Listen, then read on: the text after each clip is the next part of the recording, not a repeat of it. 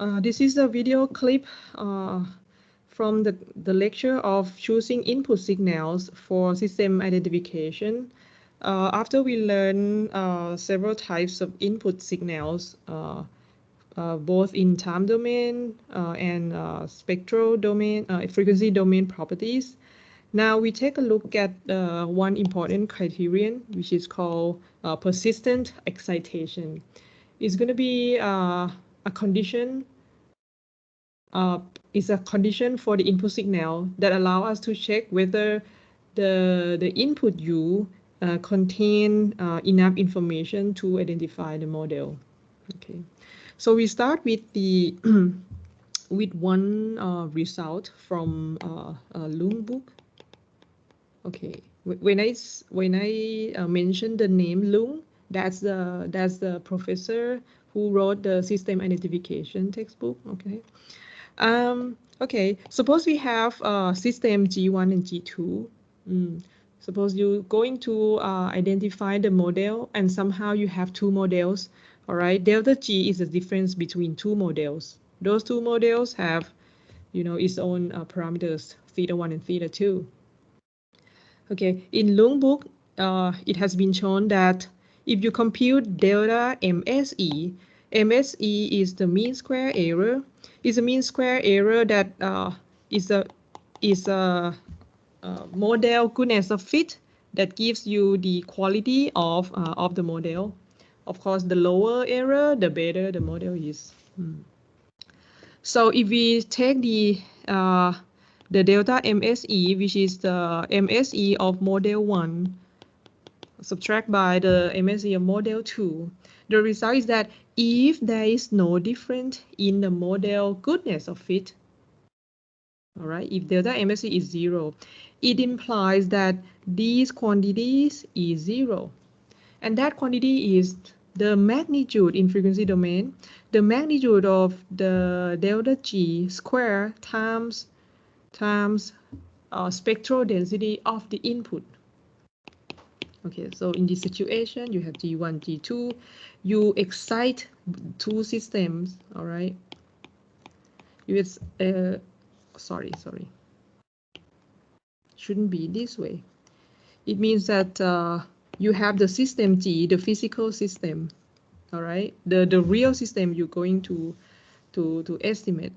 And then, of course, but when you're going to estimate, you have some model of your assumption, and that is G1 and G2. Okay, that G1 and G2 doesn't have to be the same as the physical model. Don't need to be the same one as the true system. But then it means that, okay, this result means that if you don't see in the difference of the model qualities, it implies that the product of the magnitude of delta G times spectral of U is 0. And you know that we have the property that, okay, both of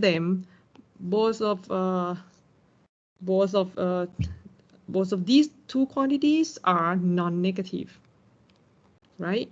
The spectrum of the spectral density of stochastic process is non-negative. That's a fact. Of course, delta G square is non-negative. So when we have these results, we think about it. Oh, if we would like to differentiate between model 1 and model 2, because somehow if we want to pick, right? Should I pick G1 or should I pick G2? Because if I look at the goodness of fit, the difference of the goodness of fit, I don't see the difference. But then if I look this, I know that there are two possibilities for the red box to be 0. Either delta G is 0 or the spectral density is 0. Is either or, right? Then the condition that may be of your interest would be delta G square is 0, because it means that you would prefer that when the goodness of fit is 0, imply delta G 0. So that because if that implies, if delta MSE is 0 implies delta G 0, it means that, okay, now the model in your choice has no difference. But if delta MSE 0 it could imply that your spectrum is 0. Then this is not of your interest. This is not desirable because it means that you never know if delta G could be 0 or it could be non-zero. It means that if these occur, you cannot differentiate. You cannot tell the difference in model 1 and model 2. That comes with the principle of choosing the signal. We want to choose U so that it has sufficient information to identify the model. And from this relation, it gives us a way to quantify how we can say that an input signal has enough information. It must be something related to the spectral density of U. That's why it comes to the definition of the quality of input signal. So we say quasi-stationary process with spectral density SU. Okay, so we refer to the term quasi-stationary so that it allows us to consider input signal from both like pure stationary process like white noise, or it could also it could also contain the case of synthesized input like PRBS, sinusoidal, these kind of thing, because these are actually deterministic signal. We actually create it, right? But it fits to the assumption of a quasi-stationary process. So the message is that we say an input signal with a spectral density SU is said to be persistently exciting of order n if whenever the product of the magnitude of this is called MA filter, moving average filter, and the spectrum of U only imply that the frequency response of that filter is 0 for all frequencies. And for all filter in this form, which means for all A1 and A2 and AN, for any values of the moving average coefficients. Okay, so that definition says that, okay, if you don't see, just this is just like the same as the concept that we mentioned before. Whenever we don't see any difference in the model goodness of fit or delta MSE, it only implies that, okay, the polynomial, the filter H omega is 0. It's not because of the spectral density input. Okay, so this is a definition. Now you see that, oh, in order to talk about persistent exciting property of U, so the name also when this property is also associated with the order. Okay, I forgot to mention. So persistently exciting means that, oh, the input U keep stimulating your system, right, persistently of order n. Let me mention that the order n is associated with the condition where n is the order of moving average filter here. Okay. This definition can be characterized into two practical conditions. Okay.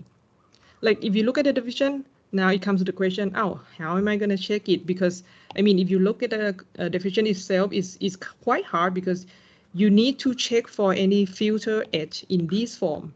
Any filter H, in the world where you vary this coefficient arbitrarily. Now, let me present two practical conditions, okay? The first condition is in frequency domain.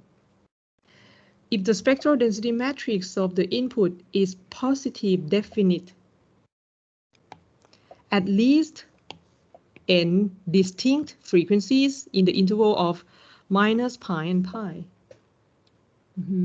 Distinct frequencies mean they are not the same values, right? They are not repeated. Then if that condition holds, then we say UT has persistent exciting of order n. Remember that when we talk about spectral density of any stochastic process, we show that your spectral density is always a positive semi-definite matrix. I use the term matrix because, I mean, we can think of U as a vector signal in general.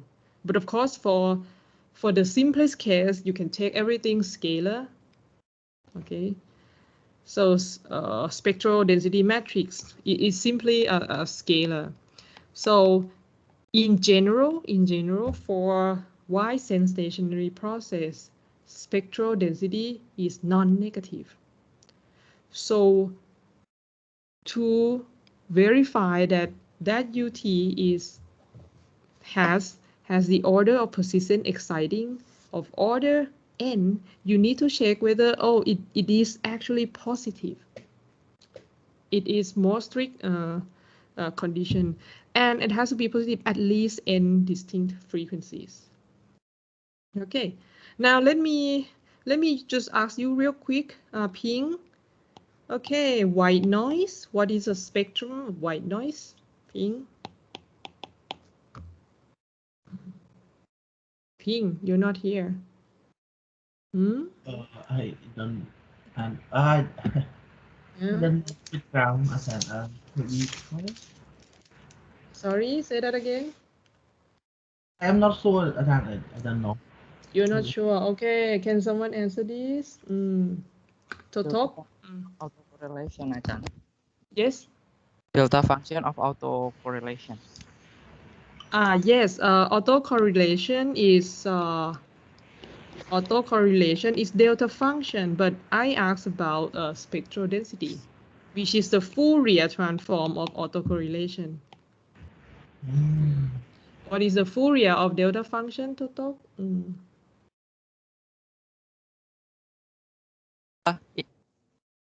Step function, like constant value. Yes, at constant. Right, constant. Okay. And that constant is actually the R at 0, the variance of the process. So, and this variant is positive, right? Positive. So white noise, okay, this example, white noise has a flat spectrum. And of course, that constant is positive.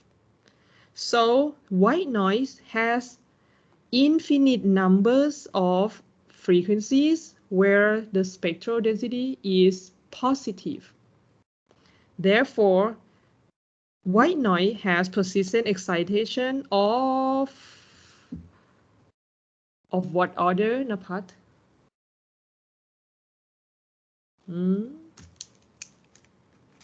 Napat, are you here with us?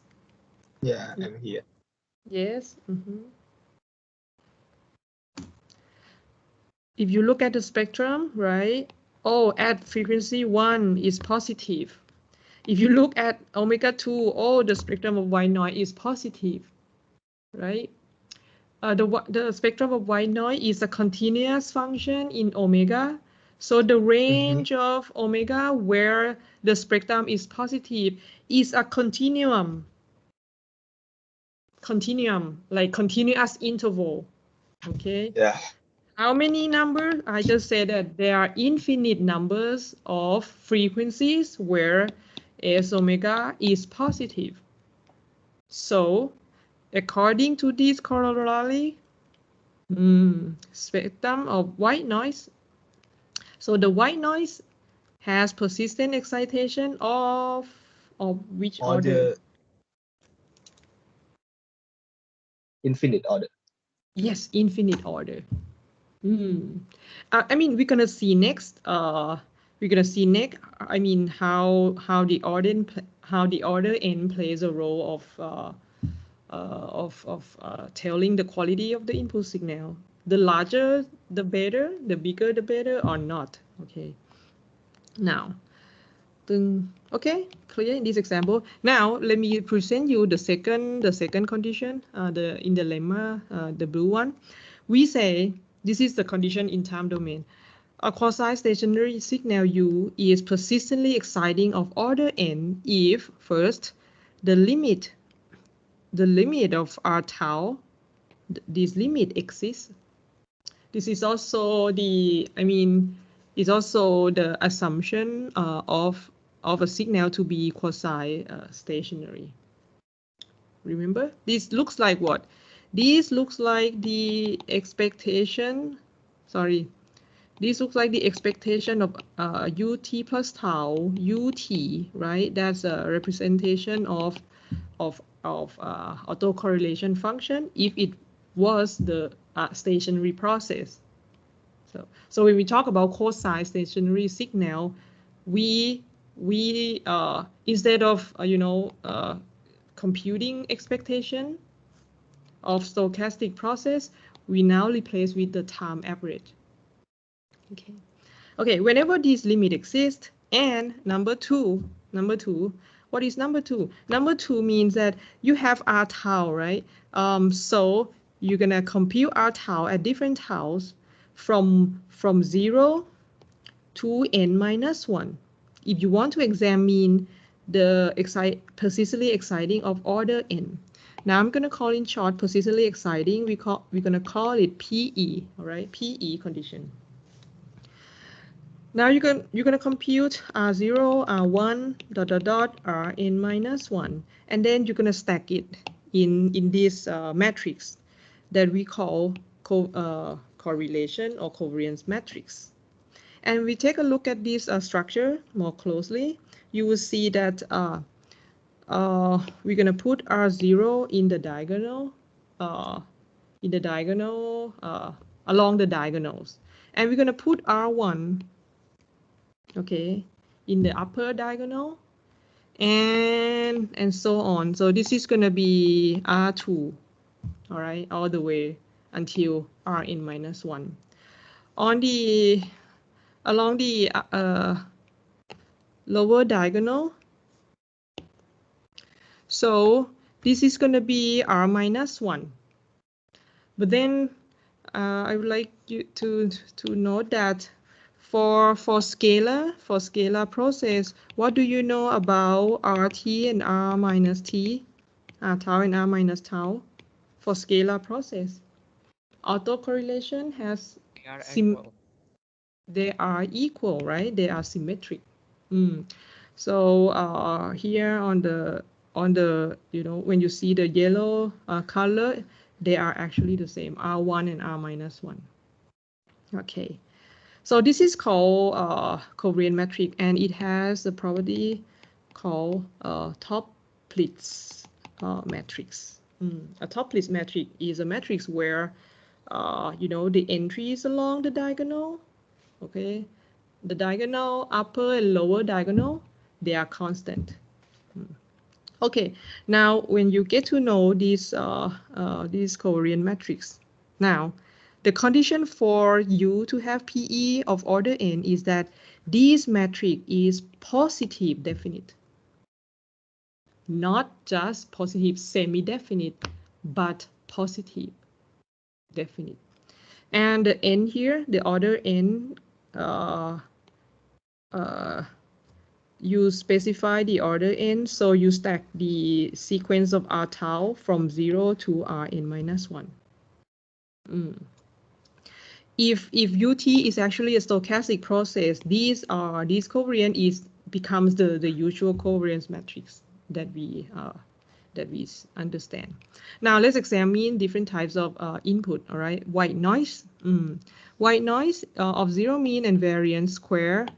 We know that autocorrelation is going to be delta function, right? Okay, so So big R, okay, is going to be R0, R0, right? And then R1, let's just examine only maybe n equal 3, for example.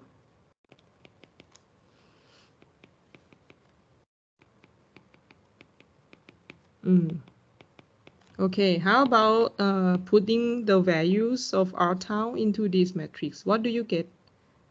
What is R0 of white noise? Who's here? Not Kanatat. What is the value of R0 white noise?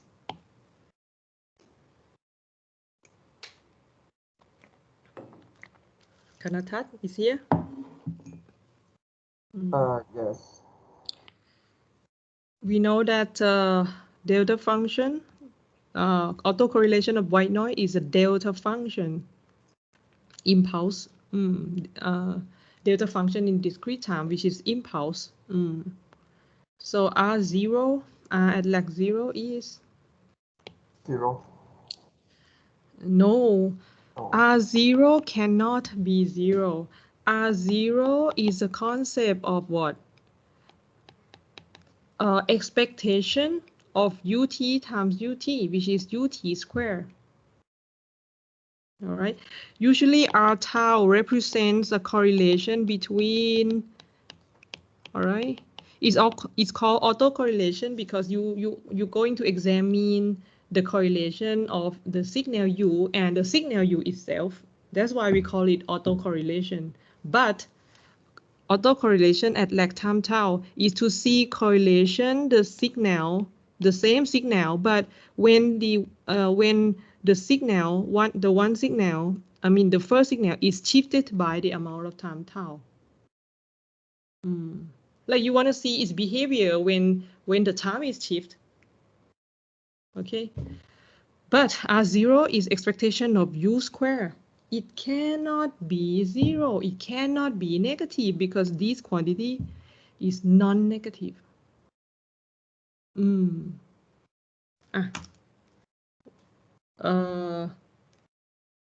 gonna answer? City Park. R0 is lambda square. Lambda square, right? Delta function. Lambda square, delta function. It means here is lambda square. At lag tau, at other lag taus is 0. Okay, is it clear? Like this. So what is a matrix that has this structure? Along the diagonals, they are constant, and for off diagonal terms, they are all 0. This is a multiple of identity, right? No? Yes? Napat, clear for you? Clear. Big R is a multiple of identity. Now let Ping, can you answer? Oh, if you have a multiple of identity, now go back. We need to check whether this Korean matrix is positive definite. Ping, multiple of identity, is it positive definite? Or if it's not, why? Yeah, it is positive definite. It is positive definite, right? As long as lambda square is, but lambda square is of course positive because that's the variance of white noise. Okay, so white noise input, the covariance matrix is positive always, regardless of the choice of n here. Can you think of it? Because in this example, even though in this example we put n equals 3, all right, but what happened if you just increase n? We still get the same structure, right? Lambda square times identity matrix. So that's why we conclude that white noise has persistently exciting of all orders. The conclusion is the same as what we got from the frequency domain condition that we just previously concluded, right? Next, let's examine the second one. What about the step input? Step input. Step input, okay, is this. This is UT. To talk, if I shift it, I need to first find R tau, right? R tau is U times U of t plus tau, UT, okay? What is UT plus tau? It is shifted right or left equal to tau. I can also write this. You can think of, you know, if UT is scalar, right? I mean, R tau could be UT plus tau UT or UT minus tau UT. Either way is I mean both of them are the same. So if you shift it, right, by amount of tau. Okay, what is the R tau? What is and then you're gonna replace it with what?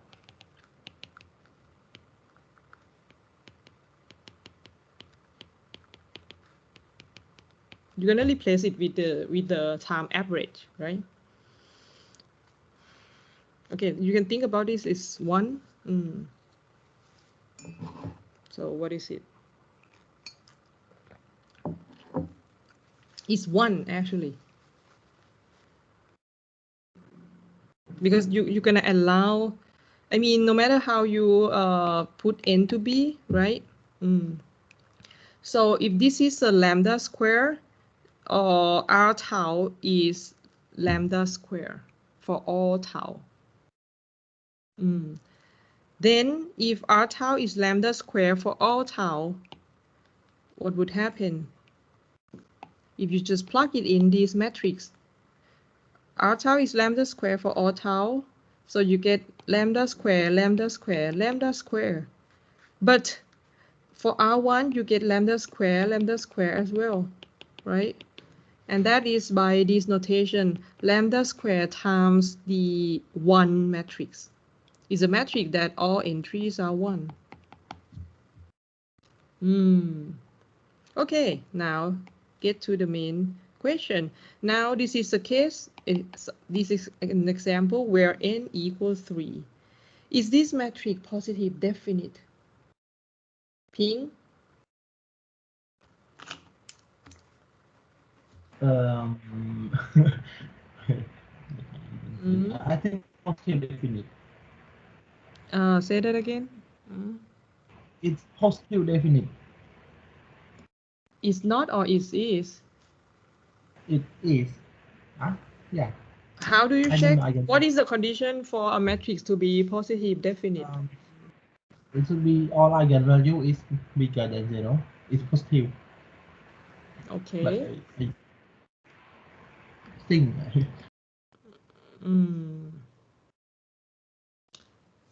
That's why I asked you to review, all right? There are many equivalent conditions to check whether a matrix is positive definite. And there's a subtle difference between positive semi-definite and positive definite, right? All the eigenvalues are non-negative for positive semi-definite. All the eigenvalues are positive for positive definite matrix. And you know that the eigenvalue is 0. If it happens that eigenvalue of A is 0, which gonna rule out the case, it's gonna prevent A from being positive definite, right? But you know that 0 eigenvalue is equivalent to say that A is not invertible, right? A becomes singular if an eigenvalue is 0. Then you know immediately here from this matrix, it has so many rows repeated. What happens if a matrix has this? Has some rows repeated? Kanatat, what can you say? How can you check if a matrix is invertible? Do you recall determinant? Determinant, yes. Yes. Okay, yes. What happened? If I compute the matrix, the depth of this guy, and I see that, oh, there are 3 rows identical. That is, 0. 0. yes, the determinant is 0. Then when the determinant is 0, can this guy be positive definite? No. No, right? No, it can't be. Let me just review you that the all one matrix. This is the all one matrix, right? You can factor it as 1 transpose. Don't be confused by this notation. This is n by 1. This is 1 by n. Like this matrix, but the all one matrix is 1 1 1 times 1 1 1, right? No? Yes. Yes. Yeah. We could use these notation all the times, or once the dimension should be interpreted by the context, whether it's going to be vector or matrix. Okay. So, and from the review, we know that whenever you can factor out anything into quadratic product like this, you can obviously conclude that this guy must be positive semi-definite. Review, please review. That's why I asked you to watch the video lecture. Review, because we exploit this definition, these results all the time. So this guy is actually positive semi-definite, but because it could have 0, it has 0 eigenvalue, so it is not positive definite. Now let me go back. So for n equals 3, right? The step input, the autocovariant of a step input is not is simply positive semi-definite, right? What about n equals 2? When n equals 2, your Rn is going to be 2 by 2. Is it positive? Totok? Yes, Ajahn. I'm sorry. Is it positive? When n equals 2, we go back to the definition. If n equals 2, we're gonna use only we're gonna construct only R2, right? We use 2 lag R0 and R1. So for step input, when n equals 2, our covariance matrix is 1 1 1 1 like this. Now we examine the positiveness property. Just like this, just like we did previously. Is this guy positive or positive semi-definite? Positive semi-definite. Yes, positive semi-definite, so it is not positive. Oh, I see. Yes. Please pay attention to the condition. Okay, now what about n equals 1? When n equals 1, of course, we look at just R0, right? Reduces to R0, and R0 is lambda squared. Oh, I just forgot the multiple of lambda square. Is it positive lambda square, scalar? Yes. Yes, right? So it means that, what does it mean? What does it imply in this example? For step input, if you examine PE of order 1, yes, it is. It is persistently exciting of order 1. But if n is greater than 1, just like n equals 2, n equals 3, because Rn is not positive. So the step input is not persistently exciting of order 2 or larger than 2. Then conclusion, step function is only persistently exciting of order 1, just order 1. Okay, clear? Now the last one, let's go to the last one. Impulse input, Okay, impulse input is very simple. The impulse input is this. It has a magnitude of 1 at times at t equals 0, but then for other times the input is 0. Okay, of course, if you look at what if you look at autocorrelation function, it's going to be 0 for all time lag. Okay, and then if we compute the autocovariance matrix, it's going to be 0 matrix. When it is 0 matrix, the impulse is not persistently exciting of any order.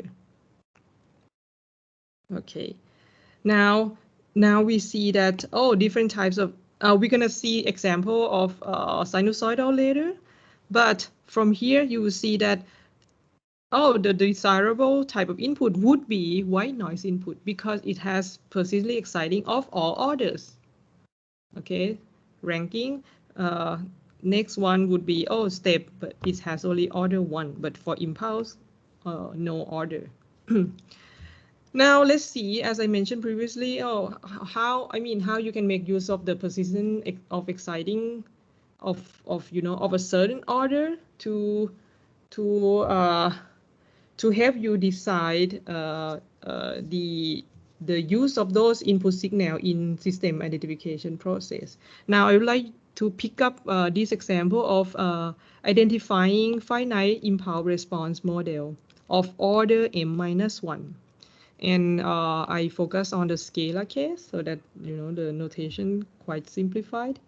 For finite impulse response model, it says that, okay, your yt is going to be the response from you. Hk is the impulse response, but you only consider the impulse response from index 0 to m-1.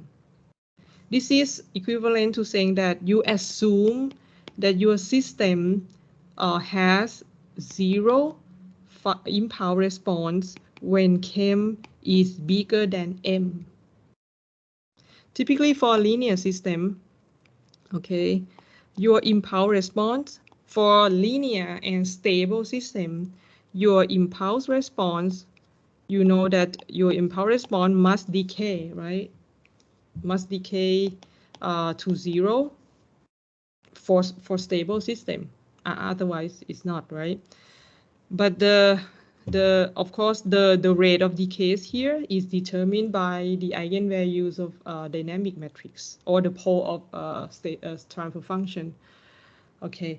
Now in finite impulse response model, you just assume, you just truncate it. Okay, this tail, this small tail, you just truncate it, assume it to be 0.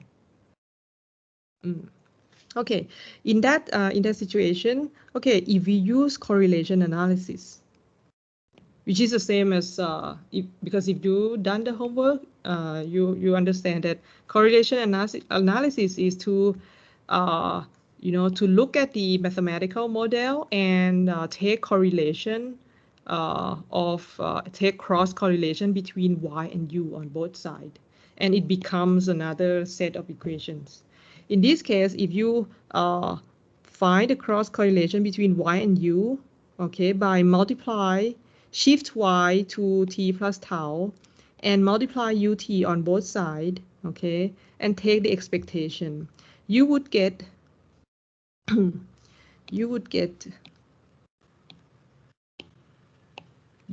this equation. And then you see that, this is a linear model, sorry, this is a linear equation in the coefficient of hk. Okay. So this equation is an equation in time lag tau. Now you can set tau equals 0, 1, ... to m-1. Remember how many parameters do we have here?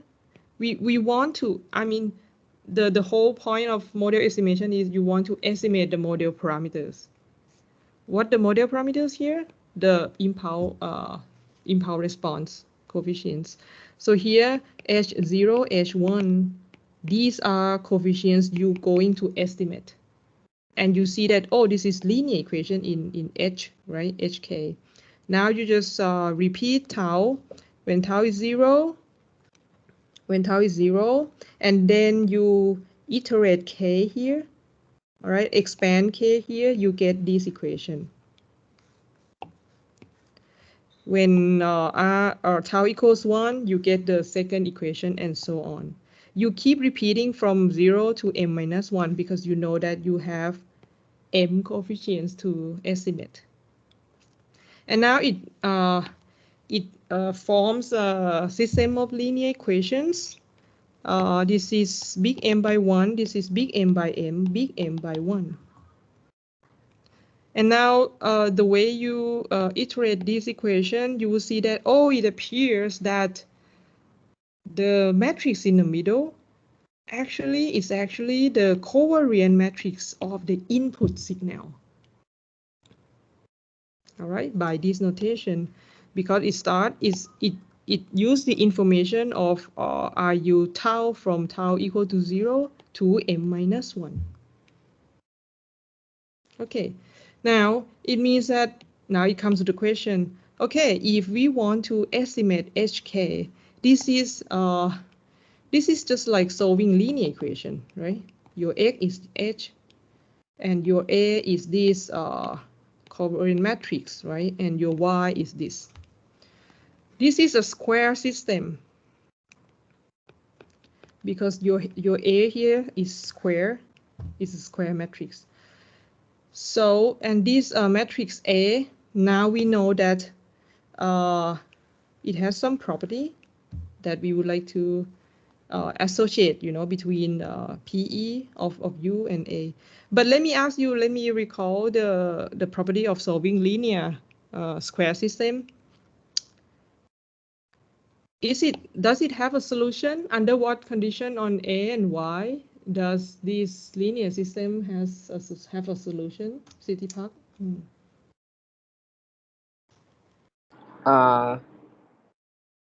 It had a unique solution. Always?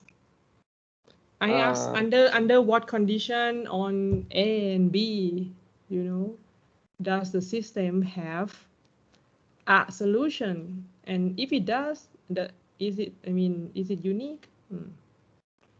Square case. A has to be non-singular. Okay, right. It has a unique solution even only if A is non-singular, right? Okay, not only that we know it has a solution, but once it has, it is unique even only if A is non-singular. Because that solution is going to be X equals A inverse Y. All right. Now, can you associate with this linear system?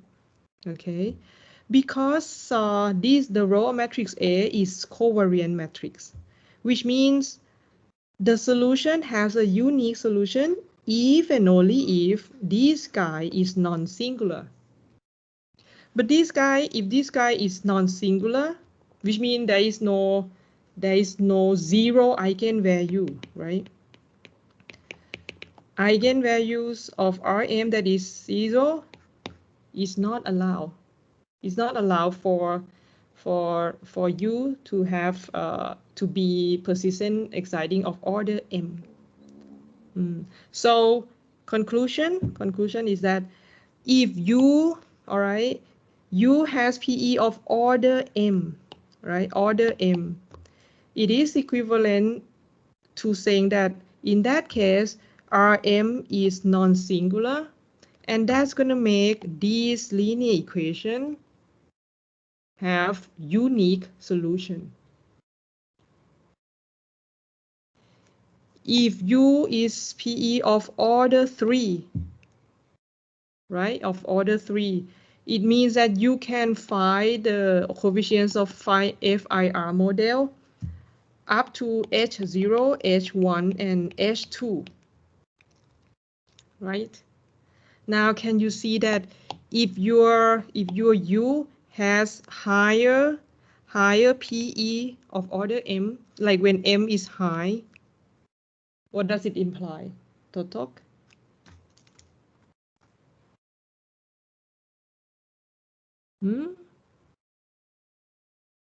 Totok? Oh, Totok is gone probably. He has another class. Napat? I'm here. Again, please. I can follow. Sorry, say that again. Again, please. Yes, the question is, I would like you to associate the PE order. Like right now we try to understand, okay, the order, what is the importance of PE order? Should be the lower the better or the higher the better, right? So I put an example that if you have PE of order 3, only order 3, I mean it implies from this result that you can estimate FIR model of order of 3 sequence, start from S0, H1 and H2, right? Yes. So it means that if you have PE of higher order, like order 10, order 100, it means that you can estimate FIR more complex model. right from this application. Higher PE order will allow you to identify model parameters of higher order systems. That's the conclusion. That's the conclusion of persistent excitation, all right? You need more PE order if you're going to estimate a more complex model.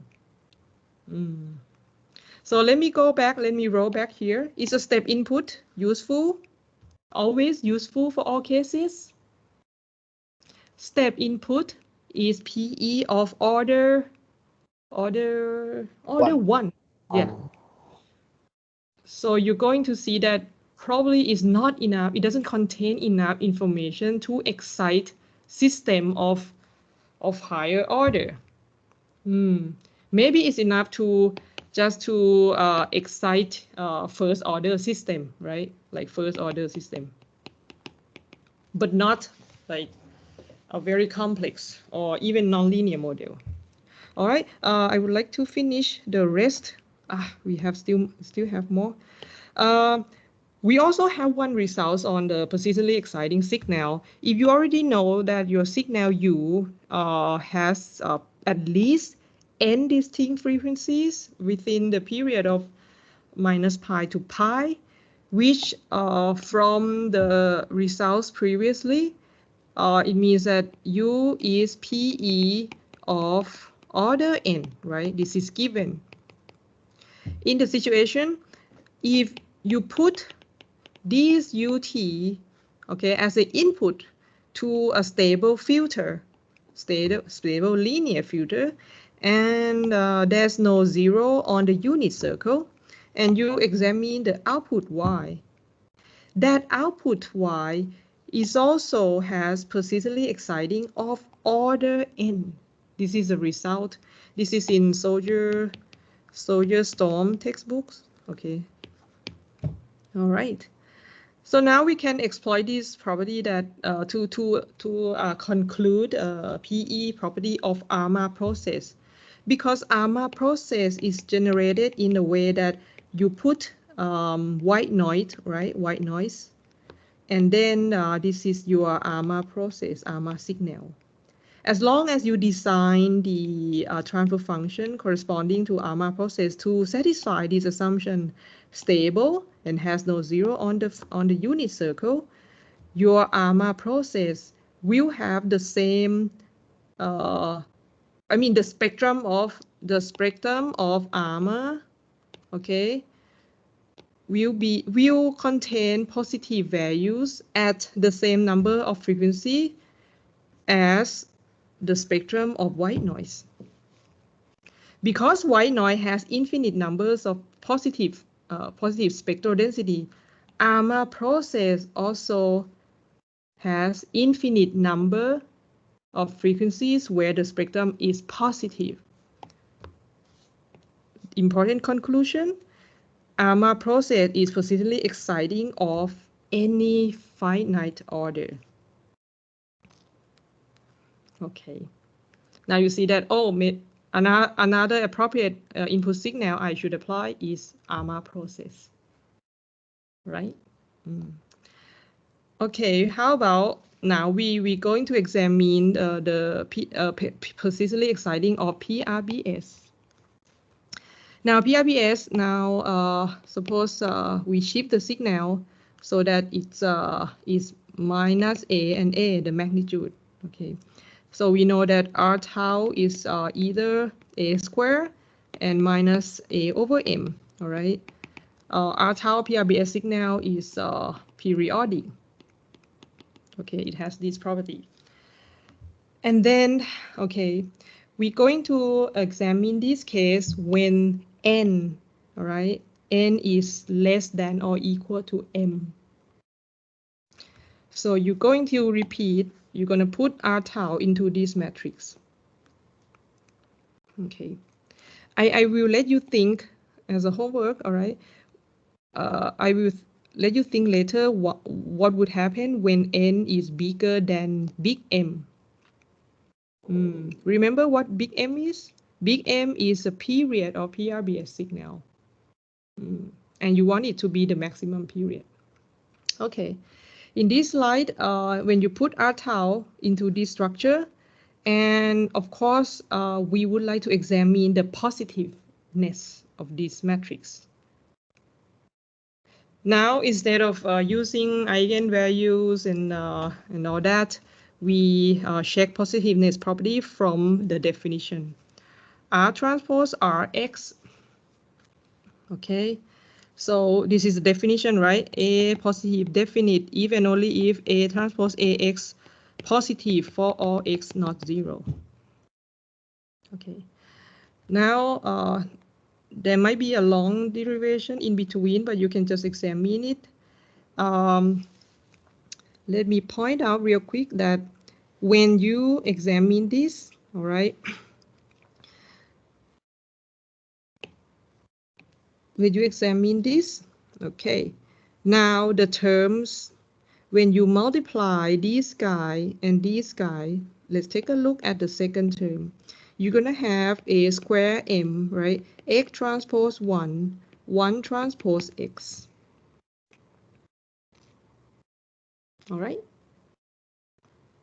Okay. And then because the inner product between 1 and X, they are the same thing. So, right, they are the same thing. So it 1 transpose X squared. Okay. And then you're going to use the very famous inequality that is called Cauchy-Schwarz. Cauchy-Schwarz inequality says that magnitude of inner product between X and Y is always less than the norm of X times the norms of Y, norm 2. Or I can put the square like this. Okay, so by the Cauchy-Schwarz inequality, this is bounded by A square M, the norm square of 1, which is 1 transpose 1, times X transpose X, that's the norm square of X. Okay. And then because you see the minus sign here, if I put the minus sign, I would flip the inequality, right? I would flip it and with the minus sign. Okay. Then it becomes this this quantity. Okay, and if you just reduce it, manipulate it, you would arrange the term that becomes this. Okay, and then okay, the slide should be bigger than 0. Okay, so now you see that this quantity is always positive. Is always positive, and it depends on the small m, small n. That's why I put a note that when we consider in this case is small n less than or equal to big M, so that we can conclude in the pink box that the quantity here is positive. All right, this is not, I mean, this is a mistake. We can conclude that PRBS signal of period M is persistently exciting of order M. And that's why we want to use PRBS of maximum period, because it also gives us the highest, the possibly highest persistently exciting order.